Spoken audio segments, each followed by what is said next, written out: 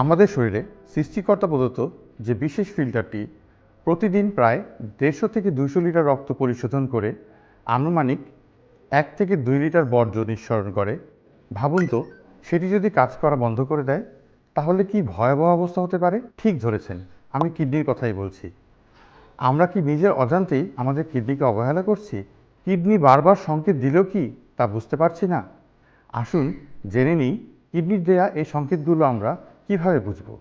অস্বাভাবিক ক্লান্তি বা দুর্বল লাগা, বমি অথবা বমি বমি ভাব, মনোযোগ কমে যাওয়া, পা বা মুখ ফুলে যাওয়া, অরুচি বা ক্ষুধা কমে যাওয়া, প্রস্রাব অতিরিক্ত বেশি বা কম হওয়া, ত্বক শুষ্ক হয়ে যাওয়া, সেই সাথে চুলকানো।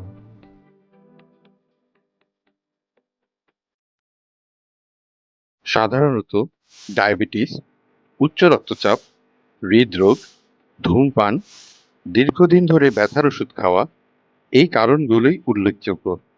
তবে এছাড়াও আরও কিছু কারণ আছে, সেগুলো জন্মগত ত্রুটি, বংশগত কারণে অথবা বয়সের কারণে হয়ে থাকে।